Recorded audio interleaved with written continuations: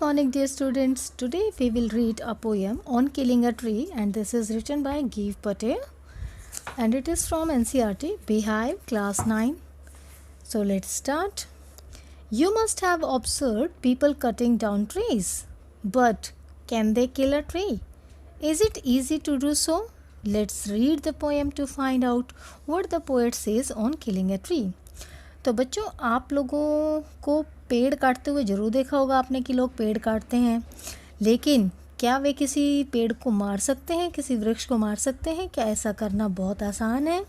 आओ इस पोएम को हम पढ़ते हैं और पता लगाते हैं कि जो पोएट है वो पेड़ के मारने के बारे में क्या कहते हैं.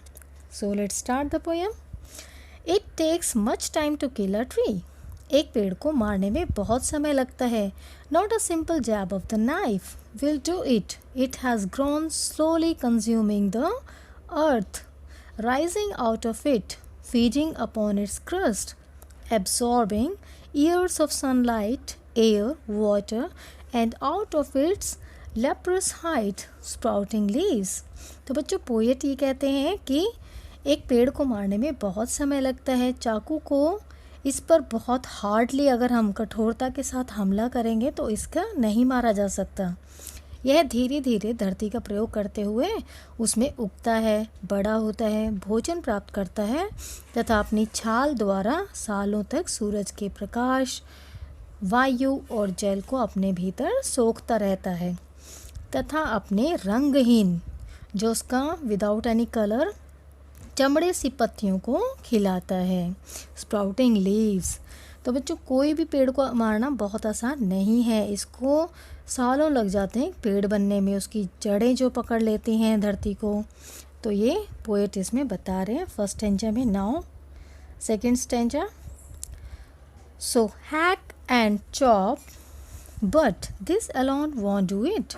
Not so much pain will do it. The bleeding bark will heal, and from close to the ground will rise good green twigs, miniature boughs, which if unchecked will expand again to former size.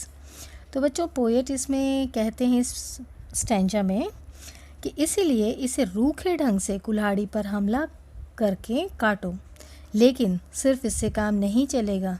इसे इतना अधिक तकलीफ़ देने से फ़र्क नहीं पड़ेगा. खून निकलता हुआ तना दोबारा स्वस्थ हो जाएगा, वो हील हो जाएगा और धरती के पास से मुड़ी हुई हरी शाखाएं, जो टहनियों का रूप, छोटा रूप है, दोबारा उठ खड़ी होंगी, जिसे यदि रोक कर नहीं रखा गया तो यह दोबारा फैलकर अपने पुराने रूप में आ जाएगा, यानी कि दोबारा से अपना रूप एज अ ट्री ये ले लेगा. No, the root is to be pulled out of the anchoring earth. It is to be roped, tied, and pulled out, snapped out, or pulled out entirely out from the earth cave, and the strength of the tree exposed, the source white and wet, the most sensitive, hidden for years inside the earth. हाँ, तो बच्चों, इस stanza में poet क्या कहते हैं? No, the roots is to be pulled out. हमें वैसे नहीं काटना है. इसकी जो रूट्स हैं, जड़ को तो उखाड़ना ही होगा, क्योंकि ज़मीन के साथ इसकी जकड़ी हुई जो ये रूट्स हैं वो जकड़ी हुई हैं. इसे मजबूती रस्सी से बांधना होगा तथा ज़ोर से बाहर खींचना होगा.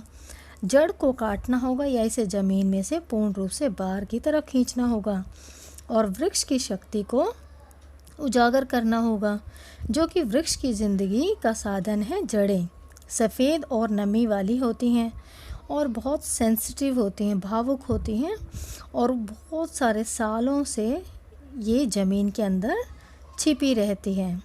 ठीक है बच्चों, यहाँ तक क्लियर है? Now the last stanza. Then the matter of scorching and choking in sun and air, browning, hardening, twisting, withering, and then it is done. फिर क्या होगा? तो सूर्य का जो प्रकाश है, उसकी जो रोशनी है, उसके द्वारा जो रंग है इसका, वो एकदम फेडेड हो जाएगा, मध्यम पड़ने लगेगा. दम घुटने का प्रश्न उठता है, उत्पन्न होता है. सूरज तथा वायु में इसका रंग भूरा पड़ जाता है. सूखा हो जाता है, मुड़ जाता है तथा पूरी तरह से मुरझा जाता है, तब यह पूर्ण रूप से मृत्यु को प्राप्त हो जाता है। तो इस तरीके से जो इसके राइटर हैं वो बताते हैं कि पेड़ की मृत्यु किस प्रकार होती है। ठीक है बच्चों, this is all about this poem. I hope you understand. Thank you for watching.